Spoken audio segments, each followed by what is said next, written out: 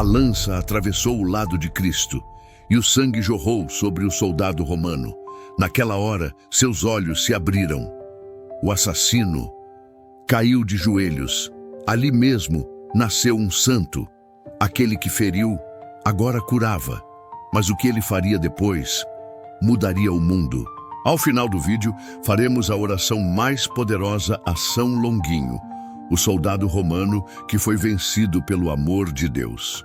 O que ele viveu pode mudar tudo o que você acredita sobre o poder de Deus. Capítulo 1. O soldado romano, o começo nas fileiras do Império. Muito antes de o nome São Longuinho ser murmurado com devoção entre terços e promessas, existia apenas um homem. Um soldado romano endurecido pela disciplina, pela guerra e pelo paganismo que permeava cada canto do império. Nascido numa província menor, provavelmente em uma das regiões da Ásia Menor, ele não era ninguém especial aos olhos do mundo. Como milhares de jovens de sua época, foi alistado cedo no exército romano. Um homem de músculos firmes, rosto fechado, olhar treinado para obedecer, nunca para questionar. Aos 18 anos, ele já sabia como empunhar uma lança com precisão. Seus dias eram preenchidos com treinos exaustivos sob o sol escaldante, gritos de superiores, o cheiro forte de couro das sandálias e o peso sufocante da armadura de ferro sobre os ombros.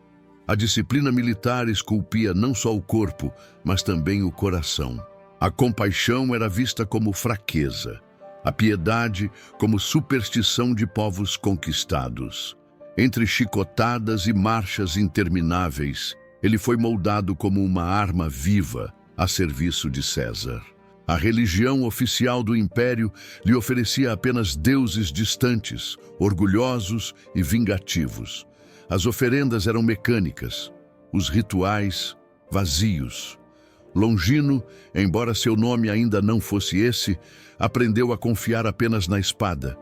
Cada amigo que via morrer nos campos de batalha ou nas lutas internas do império era enterrado sem esperança de ressurreição. A vida era um sopro e a morte apenas parte do dever. Nada mais. Quando recebeu a ordem de ser transferido para a província da Judéia, provavelmente não sentiu nada além de cansaço. Mais uma missão, mais uma terra agitada por rebeliões. Os judeus, dizia-se entre os soldados, eram um povo difícil, místico demais, cheio de leis estranhas e fanáticos religiosos. Ele não imaginava que seria naquele pedaço seco e rochoso de terra que tudo mudaria. Na Judéia, o ambiente era tenso. O governador Pôncio Pilatos estava sob pressão constante. O povo esperava um Messias que restaurasse sua glória, enquanto os romanos temiam revoltas. E foi nesse cenário que o soldado, agora com a patente de centurião, foi convocado para uma tarefa rotineira, mas brutal: executar 3 condenados, entre eles um certo rei dos judeus, acusado de agitação e blasfêmia. Na véspera da crucificação, o soldado preparou seu equipamento como sempre: a lança, o escudo, a armadura. Não havia emoção em seu rosto, nenhum traço de dúvida. Seus olhos viam mais uma morte anunciada. Seus ouvidos estavam acostumados a ouvir súplicas, gritos e blasfêmias vindas das cruzes. A morte era apenas parte do expediente. Naquela noite, talvez ele tenha dormido mal. Talvez tenha sonhado com sangue. Talvez, sem entender por quê, tenha sentido um leve incômodo no peito, como se algo estivesse para mudar. Mas nada, nem mesmo os anos de batalha, o prepararam para o dia seguinte, quando seus olhos encontrariam o olhar sereno de um condenado que não parecia odiar ninguém. Um homem que, mesmo dilacerado, irradiava uma paz inexplicável. E ainda não sabia, mas aquele seria o último dia de sua velha vida. Uma vida feita de ferro, violência e vazio espiritual. E o primeiro passo em direção a uma nova existência, marcada não mais pelo medo da morte, mas pela luz da fé. Capítulo 2. A crucificação de Jesus. O encontro com o homem chamado Cristo. O dia amanheceu estranho em Jerusalém. O sol, normalmente tão claro sobre os telhados de pedra clara, parecia hesitante. Um vento seco soprava entre os becos apertados, como se a própria terra estivesse apreensiva. O soldado romano, ainda endurecido pela rotina, caminhava em direção ao Gólgota com a mesma frieza com que cumprira centenas de ordens antes. Sua lança pendia ao lado do corpo, o peso do metal já familiar, como uma extensão do próprio braço. Ele olhava para a frente, ignorando os murmúrios do povo e os rostos assustados das mulheres que seguiam a procissão. Mas algo naquele dia o inquietava. O condenado que caminhava à frente, o tal rei dos judeus, não gritava, não resistia, não pedia clemência. Tinha o rosto coberto de sangue, a pele rasgada pelos flagelos, e ainda assim seu olhar era sereno. Não havia revolta, apenas uma estranha aceitação.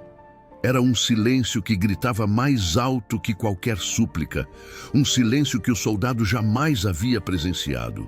Ele, que já vira ladrões amaldiçoarem seus algozes, assassinos implorarem pela mãe, hereges cuspirem no chão, nunca tinha visto um homem sangrar em paz. Jesus caiu 3 vezes. O peso da cruz esmagava seu corpo frágil. A multidão se aglomerava, parte em deboche, parte em lamento. O som dos chicotes, o ranger da madeira no chão, o cheiro pungente de suor, sangue e poeira, tudo isso criava uma atmosfera sufocante. O soldado romano mantinha a postura firme, mas algo dentro dele se movia. Por que aquele homem não reagia? Por que não resistia? Chegaram ao Gólgota. As cruzes foram erguidas. O céu escureceu aos poucos, como se o universo compreendesse a gravidade daquele instante. O soldado olhava, agora com um incômodo no peito. Era uma angústia que ele não conseguia nomear. Era como se o chão sob seus pés não fosse mais tão firme. À 3ª hora, Jesus foi crucificado entre 2 ladrões. O soldado observava, atento, como era seu dever. A cada minuto, o silêncio do crucificado pesava mais que os gritos dos outros. As mulheres choravam, o povo zombava, e então o inesperado, Jesus, com os olhos voltados ao céu, murmurou: Pai, perdoa-lhes, eles não sabem o que fazem. Foi como um raio no coração do soldado. Ele paralisou por um instante. Que tipo de condenado perdoava seus algozes? À 6ª hora, uma escuridão caiu sobre toda a terra. Era como se o sol tivesse se escondido, como se o próprio céu não suportasse a cena. O silêncio tornou-se absoluto. A morte se aproximava. E então, com um grito forte e ao mesmo tempo doce, Jesus entregou o Espírito. Pai, em tuas mãos entrego o meu espírito. O corpo tombou, a terra tremeu. Foi nesse instante que veio a ordem, ou talvez tenha sido o instinto militar, de confirmar a morte do crucificado. O soldado segurou a lança, suas mãos tremiam levemente, mas ele não sabia por quê. Aproximou-se da cruz. O corpo de Jesus, já sem vida, pendia com os braços esticados, o rosto ainda com a expressão de quem amava.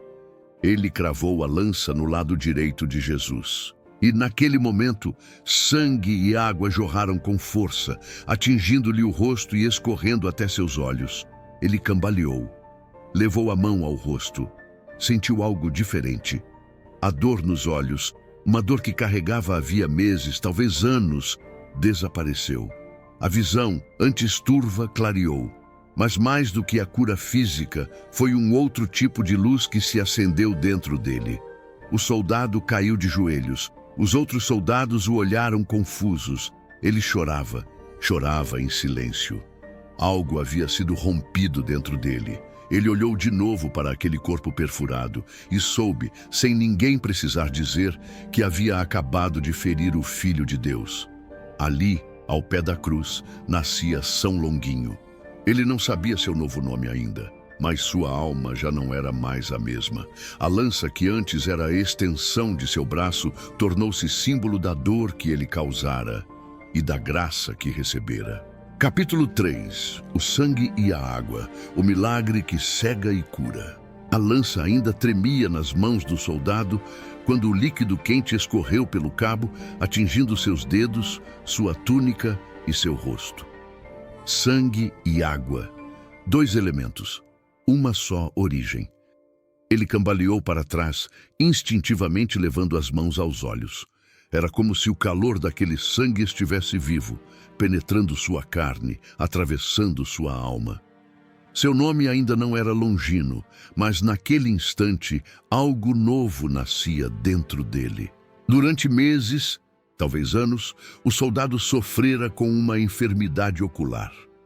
Nada grave o suficiente para afastá-lo do exército, mas a visão estava sempre enevoada. Os olhos ardiam com o sol, lacrimejavam com o vento, embaçavam em combates. Médicos não encontravam cura. Era uma dor constante, discreta como uma punição invisível. Mas agora o mundo parecia diferente, como se uma cortina tivesse sido rasgada por dentro de suas pupilas. Ele piscou várias vezes. Tudo ao redor estava mais nítido. O céu escuro, as lanças dos companheiros, os pés dos crucificados. Até o sangue no chão ganhava um tom mais vivo, mais real. Ele via com clareza, e mais do que ver, ele compreendia. Uma onda de vertigem o tomou. O coração disparou no peito como nunca antes em batalha. A lança caiu de suas mãos e ele se ajoelhou. Lágrimas misturavam-se ao sangue sagrado que ainda escorria pelo seu rosto. Era como se sua alma estivesse sendo lavada junto com seus olhos. O cheiro do sangue de Cristo, doce, quente, denso, penetrou suas narinas como o perfume de um altar. Aquele não era um homem comum. Ele sabia disso agora, com a certeza de quem foi tocado por Deus. Por um momento, o tempo pareceu parar. Ele ouviu apenas a sua própria respiração entrecortada e os soluços vindos das mulheres ao pé da cruz. O vento cessou. O peso de uma eternidade desabava sobre ele. O centurião, que antes não passava de mais um executor do império, agora era um homem dilacerado por dentro. Ele olhou para o alto, para o rosto sem vida de Jesus e murmurou trêmulo: verdadeiramente, este homem era o Filho de Deus. Os outros soldados o encararam desconcertados. Alguns riram, outros se afastaram em silêncio. Mas aquele homem não era mais um deles. Algo em seu olhar havia mudado. Uma paz misturada com desespero.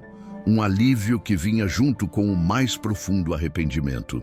Ele não sabia explicar o que havia acontecido, mas sabia que jamais seria o mesmo. Naquela noite, ele não voltou com os outros soldados. Caminhou sozinho.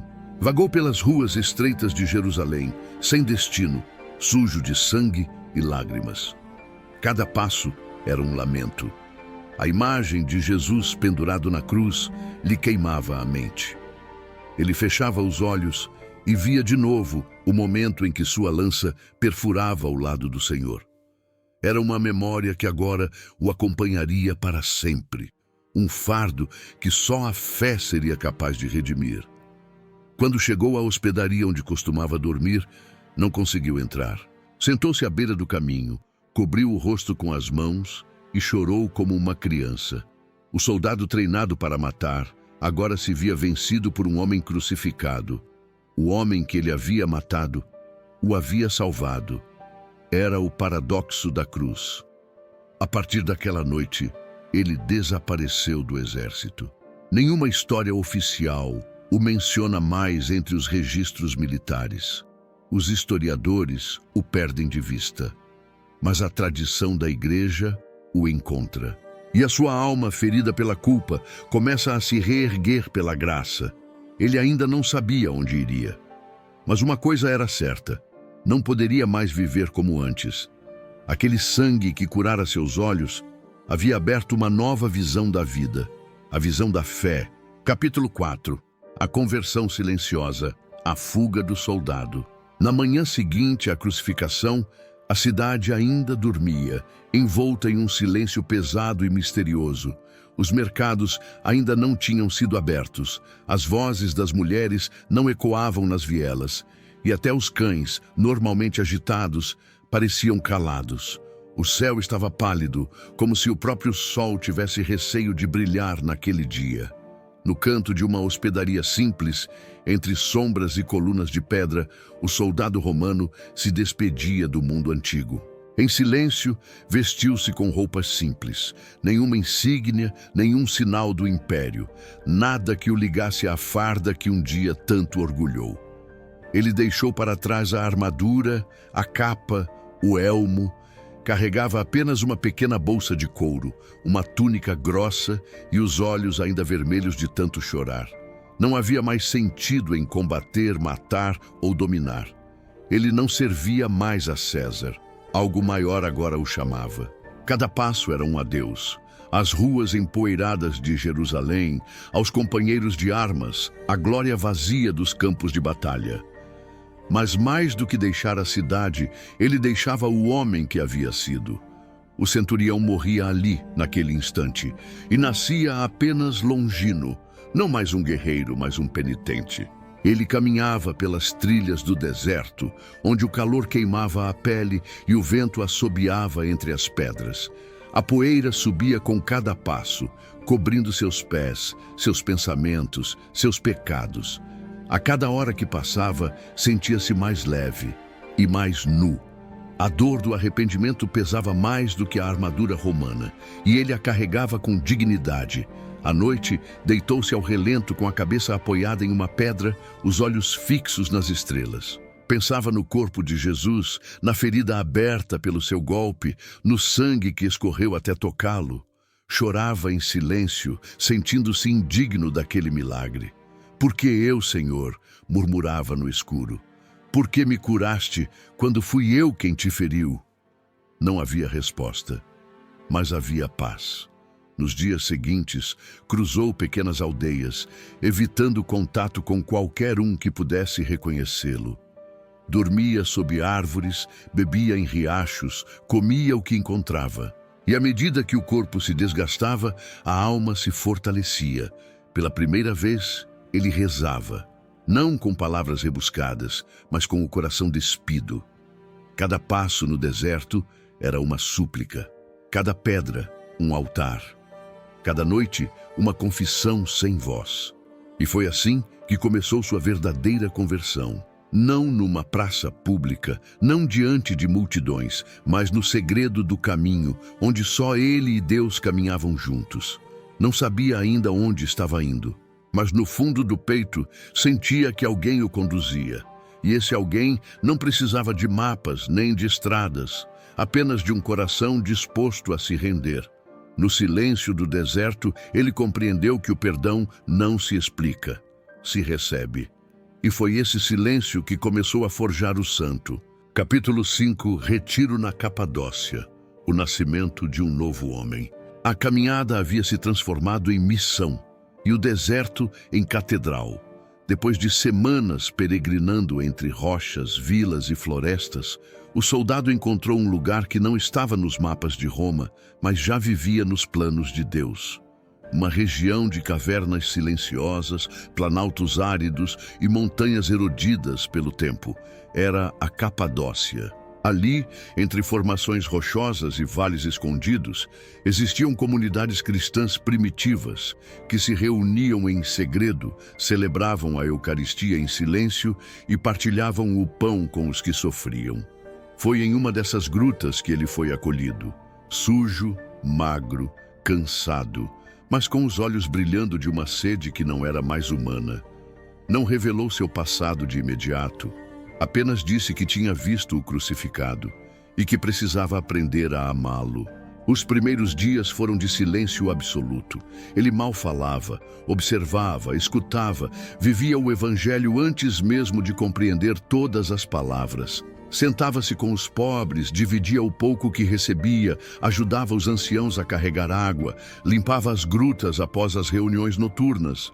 Não buscava reconhecimento, buscava redenção. Um ancião o chamou para conversar certa vez. Vejo que você carrega um fardo, disse o velho com voz baixa. O soldado apenas abaixou os olhos e respondeu: feri o lado daquele que me curou.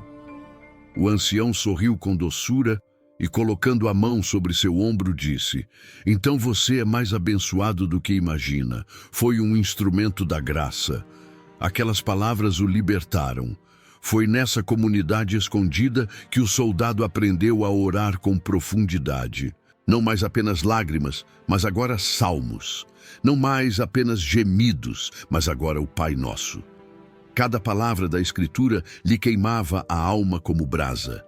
Ele lia e meditava com fome. Via no Evangelho a história do homem que ele crucificou e que agora o chamava para a vida nova. Aos poucos, sua presença tornou-se um consolo para os que sofriam. As mulheres mais velhas, viúvas e perseguidas, viam nele uma força silenciosa. As crianças se aproximavam sem medo. Os jovens escutavam suas histórias e choravam com ele. Ele não era sacerdote, nem apóstolo, nem pregador oficial, mas sua vida era um testemunho vivo. Numa noite de primavera, durante uma celebração clandestina, ele finalmente revelou seu nome, Longino. Era o apelido que seus antigos companheiros usavam, uma forma diminutiva da palavra lança em latim, longa asta. E ao assumi-lo, ele não mais o escondia, não negava o passado, sabia que sua conversão só era verdadeira porque nascia de uma ferida. E foi assim que nasceu o novo Longino, não como um ex-soldado amargurado, mas como um homem curado, alguém que aprendeu a amar justamente porque foi perdoado. Seu nome começou a circular entre os irmãos como o de um santo oculto, um mártir do coração, um exemplo de que até quem fere a Cristo pode ser ferido pelo amor e renascer. Ele passaria anos ali, na simplicidade, até que o destino, ou melhor, a providência, voltaria a cruzar seu caminho com a cruz, desta vez não mais como executor, mas como vítima. Capítulo 6. A perseguição e o martírio, a cruz do converso. O nome de Longino começou a circular entre os cristãos da Capadócia como o de um homem que viu o Cristo morrer e ressuscitar, não com os olhos da carne, mas com os olhos da alma. Com o tempo, sua história chegou até os ouvidos dos soldados romanos infiltrados nas comunidades subterrâneas. Um ex-oficial romano convertido, vivendo entre os seguidores do Nazareno? Isso era mais do que uma traição. Era um escândalo para Roma. A perseguição havia se intensificado sob o império de Tibério. Os cristãos eram vistos como ameaça, supersticiosos, comedores de carne e sangue. Uma deturpação da Eucaristia que provocava horror entre os pagãos. E Longino, que um dia serviu ao imperador com lealdade, agora era caçado como inimigo do Estado. A denúncia veio rápida. Numa madrugada chuvosa, a gruta onde ele dormia foi invadida. Os soldados quebraram potes, rasgaram peles, prenderam idosos e jovens. Longino, ao ouvir os gritos, não fugiu. Pelo contrário, ergueu-se com tranquilidade, vestiu a túnica simples e caminhou em direção aos que o procuravam. Sou eu quem procuram, disse com firmeza, e estendeu os pulsos para ser amarrado. Os soldados hesitaram, reconheciam aquele rosto. Alguns talvez haviam servido com ele em Jerusalém. Mas agora, diante deles, não estava mais o centurião. Estava um homem sereno, com os olhos cheios de luz. Ele foi levado com brutalidade até a cidade mais próxima, onde foi acorrentado numa cela úmida, onde o chão era barro e o ar cheirava a mofo e abandono. Durante os interrogatórios, os oficiais perguntavam com raiva: "É verdade que você feriu o tal Cristo com uma lança?" "Sim." "E agora o chama de Senhor?" "Sim, porque ao feri-lo, fui tocado por ele." Essas palavras se repetiram como refrão durante os dias que antecederam sua condenação. Recusou-se a adorar os deuses romanos. Recusou-se a negar a ressurreição. Recusou-se a esconder seu amor por Jesus. Os castigos vieram em ondas, chibatadas, privação de água, humilhações públicas. Mas ele resistia, não com arrogância, mas com dignidade. Seu corpo apodrecia aos poucos, mas sua alma parecia cada vez mais luminosa. As mulheres que iam levar alimentos aos prisioneiros diziam que, ao olhar nos olhos de Longino, sentiam-se mais fortes. Ele sorria entre gemidos. Dizia que a dor era o eco do amor que recebera na cruz. Certa vez, um dos guardas, tocado pelo testemunho silencioso do prisioneiro, sussurrou: "Por que você não foge? Eu poderia deixá-lo ir." Longino apenas respondeu: "Fugir da cruz seria negar o Cristo, e eu já neguei demais quando era cego." A sentença de morte veio sem surpresa. Seria decapitado ao amanhecer, diante do povo. Na noite anterior à execução, Longino rezou por horas, mesmo enfraquecido. Colocou a mão sobre o peito, onde imaginava estar a marca espiritual da lança, e, entre lágrimas, murmurou: "Senhor, eu feri teu lado. Agora receba minha vida como reparação, que meu sangue lave os pecados daqueles que ainda te desconhecem." Na manhã seguinte, foi levado à praça pública. O céu estava limpo, um contraste cruel com o horror que viria. As mulheres choravam. As crianças se escondiam atrás das túnicas das mães. Mas Longino caminhava com os olhos voltados para o céu, como quem vê mais do que os olhos permitem. A lâmina caiu, e naquele instante o céu parecia não protestar, mas acolher. Seu sangue manchou a terra da Capadócia, e as pedras da praça pareciam absorver aquele líquido, como se reconhecessem a santidade. Os cristãos recolheram seu corpo às escondidas, e sua tumba tornou-se lugar de peregrinação. O homem que perfurou o lado de Cristo agora repousava no coração da igreja.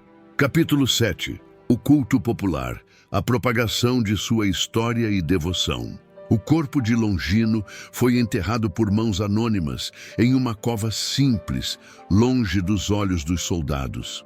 Mas para os cristãos que o conheceram, aquela sepultura não guardava apenas um mártir, guardava um milagre vivo.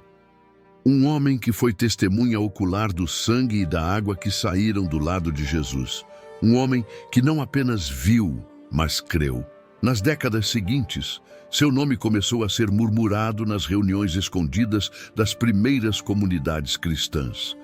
Entre as velhas que fiavam lã em silêncio, entre os pastores que rezavam sob o luar, entre os jovens que aprendiam sobre os primeiros apóstolos, o nome de Longino passou a ser símbolo de esperança para os pecadores. Ele perfurou o lado de Cristo e mesmo assim foi perdoado. Essa frase atravessava gerações como um cântico de consolo, porque se aquele homem que feriu o Salvador foi curado e acolhido, então qualquer alma poderia ser salva. Essa era a beleza do Evangelho que Longino encarnava. Milagres começaram a ser atribuídos à sua intercessão. Um cego que recuperou a visão após tocar uma pedra de sua tumba. Uma mulher estéril que concebeu após rezar sobre o local de seu martírio. E o mais belo, um menino que, perdido por dias nas montanhas da Capadócia, foi encontrado sussurrando uma oração que nunca ouvira antes. Uma súplica a São Longuinho. A devoção se espalhou primeiro pela Ásia Menor. Depois chegou à Grécia e Roma. Com o tempo, cruzou mares e séculos, chegando até a Península Ibérica e depois ao Brasil, onde seria acolhida com ternura popular, principalmente entre os pobres, as mães, as viúvas e os esquecidos. Na arte sacra, São Longuinho passou a ser representado com uma lança nas mãos. Não como símbolo de violência, mas de redenção. Em algumas imagens, ele aparece ajoelhado aos pés da cruz, com os olhos voltados para o céu, iluminados. Sua expressão é de quem ainda chora, mas agora com gratidão, e o povo nunca se esqueceu. As senhoras piedosas começaram a guardar sua imagem nos cantos mais íntimos da casa. Acendiam velas, colocavam flores secas e murmuravam: São Longuinho, se eu achar o que perdi, dou 3 pulinhos. Essa singela oração, embora vista por alguns com leveza, esconde um significado profundo. O reconhecimento de que São Longuinho entende o que é estar perdido, porque ele mesmo esteve perdido, e que, com sua intercessão, até aquilo que julgamos impossível de encontrar pode ser restaurado.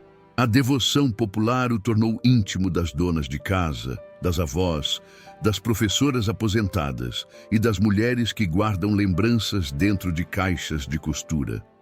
Ele se tornou o santo das coisas simples, dos objetos perdidos, sim, mas também das esperanças esquecidas, das orações que ninguém mais ouviu, dos corações que um dia erraram, mas encontraram o caminho de volta. Longino não era um teólogo, não escreveu cartas, não fundou igrejas, mas seu sangue ainda fala.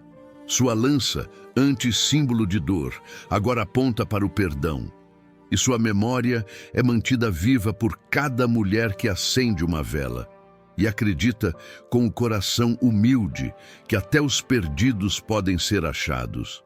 Após sua morte, sua fama de santidade se espalha entre os cristãos. Surgem milagres e o povo começa a invocá-lo como intercessor dos perdidos. Capítulo 8.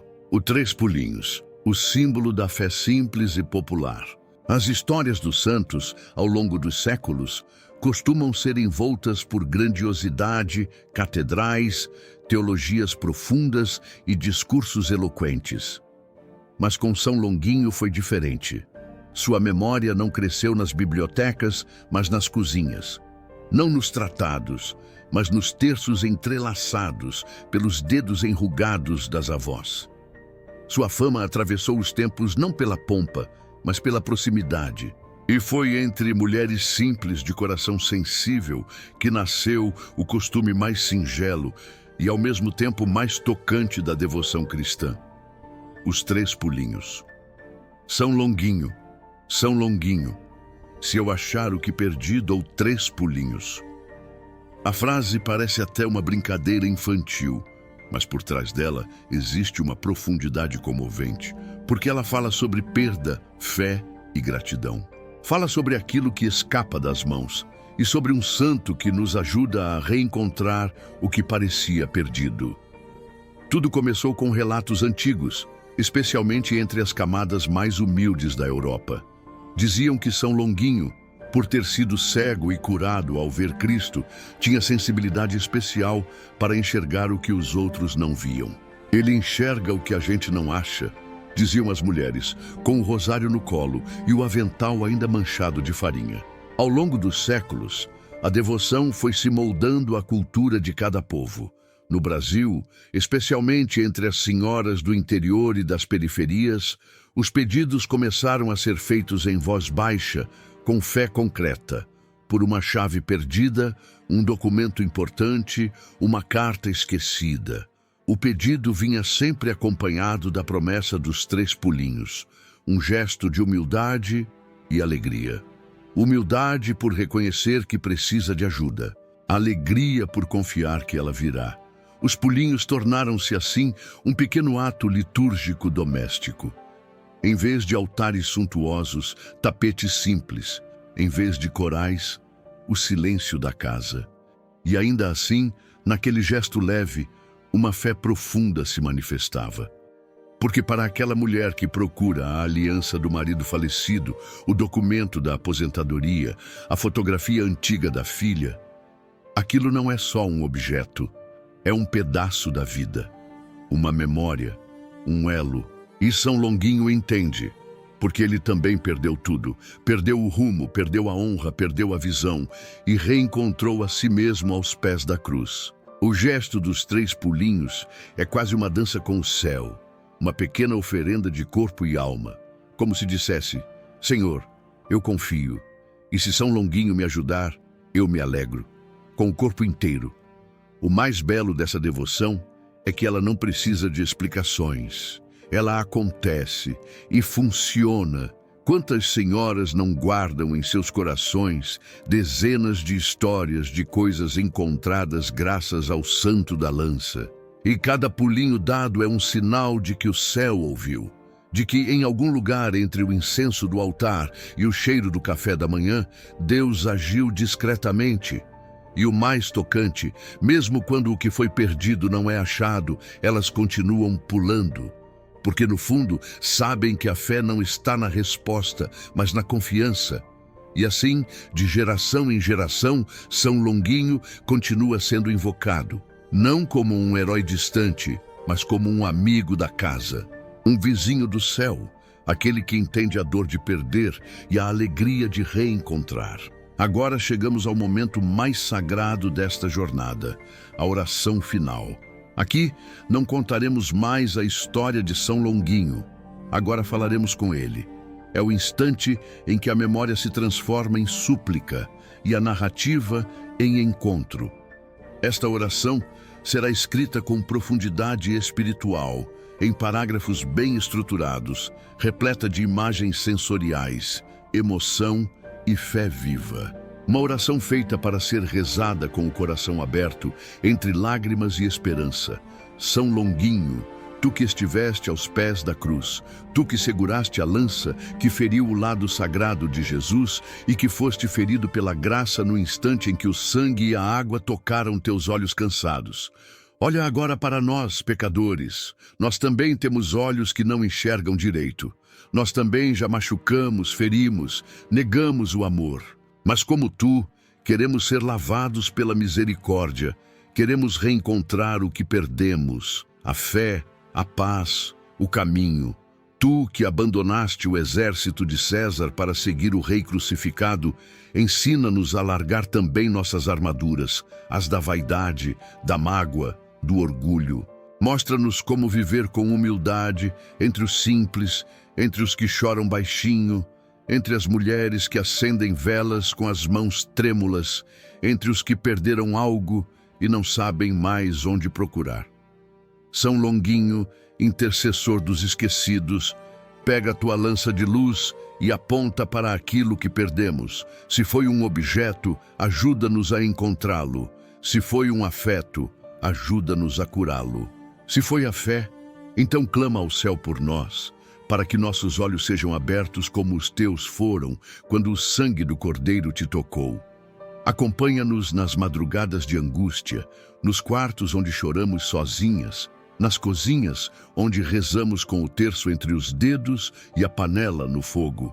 Fica perto quando estivermos prestes a desistir e lembra-nos que quem foi salvo pela cruz nunca mais se perde.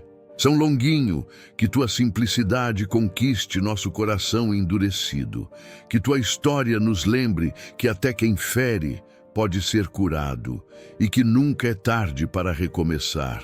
Fica conosco, São Longuinho, nos dias bons e nos dias em que tudo parece sumir. E se encontrares, por tua intercessão, aquilo que buscamos, faremos nossos 3 pulinhos com a alma sorrindo, porque sabemos que foste tu quem ajudou e que Deus nos ouviu. Amém.